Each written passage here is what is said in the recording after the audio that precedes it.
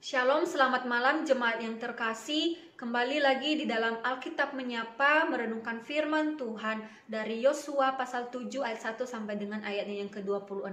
Saya bacakan bagi kita ayat 4 dan 5. Setelah itu nanti selesai renungan ini Bapak Ibu bisa membaca ayat selanjutnya. Maka berangkatlah kira-kira 3.000 orang dari bangsa itu ke sana. Tetapi mereka melarikan diri di depan orang-orang Ai. Sebab orang-orang Ai menewaskan kira-kira 36 orang dari mereka. Orang-orang Israel itu dikejar dari depan pintu gerbang kota itu sampai ke Shebarim dan dipukul kalah di lereng. Lalu tawarlah hati bangsa itu amat sangat. Saya memberikan tema renungan pada malam hari ini, ketidaktaatan Achan. Jemaat yang dikasihi oleh Tuhan, Kitab Yosua dimulai persis setelah Musa mati dan bangsa Israel bersiap memasuki tanah perjanjian. Dan yang menggantikan Musa untuk memimpin bangsa Israel adalah Yosua.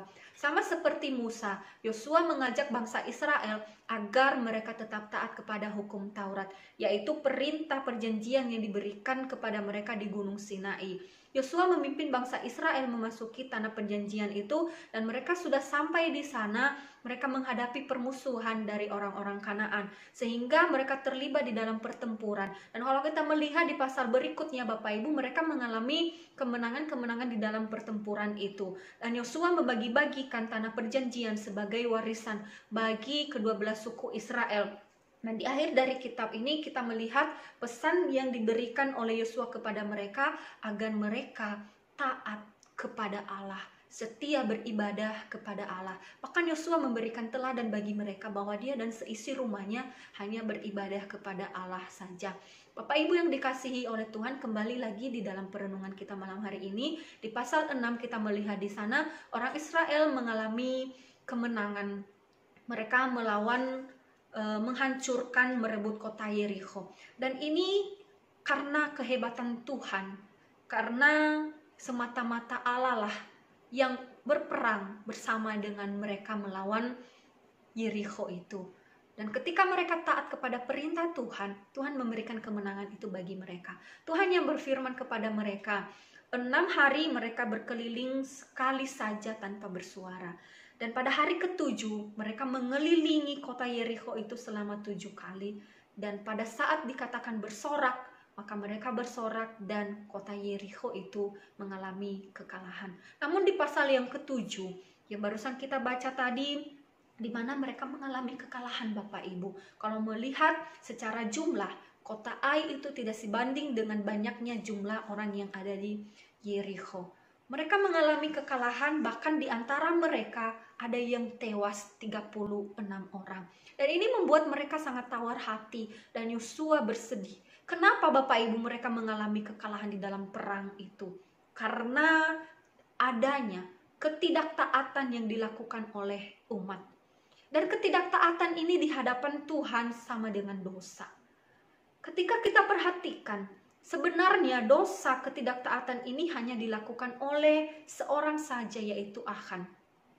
Ketika Allah memerintahkan mereka untuk memusnahkan kota yang berhasil mereka kalahkan, bahkan segala isinya, akan melanggar perintah itu dan mencuri barang-barang dari Yerikho. Akibatnya dia harus menanggung murka dan hukuman Tuhan. Meskipun demikian, hukuman yang Tuhan berikan bagi bangsa Israel ini mungkin kita berpikir bahwa terlalu besar. Apalagi hukuman yang diberikan kepada Achan. Achan berserta dengan keluarganya dan segala harta bendanya, mereka dilempari batu, dibinasakan sampai mereka dibakar.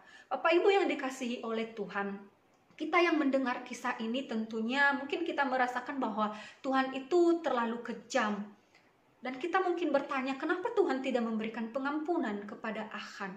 Perlu kita ingat dan membaca Bapak Ibu di dalam Alkitab, pelanggaran sekecil apapun sudah dianggap sebagai gugatan di dalam pemerintahan Tuhan terhadap manusia. Bagi Tuhan, dosa sekecil apapun itu adalah kecemaran yang harus dimusnahkan.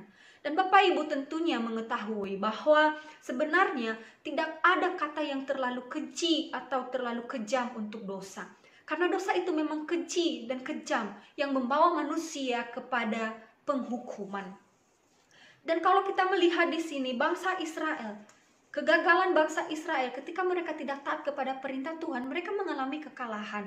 Dan tapi ketika mereka rendah hati, mereka mengakui dosa mereka di hadapan Tuhan, maka mereka meraih kemenangan itu kembali. Dan ini mengajarkan nilai-nilai penting bagi bangsa Israel, Bapak Ibu, bahwa jika bangsa Israel itu mewarisi tanah perjanjian serta mereka ingin di dalam masuk ke tanah Kanaan itu, maka mereka harus percaya dan menaati perintah Allah.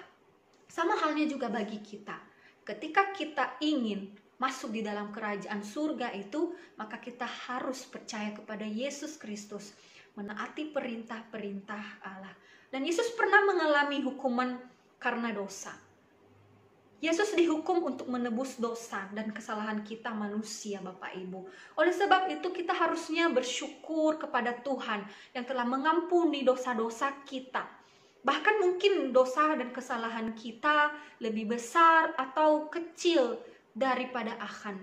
Lalu kenapa Tuhan tidak menghukum kita sama seperti Dia menghukum Achan?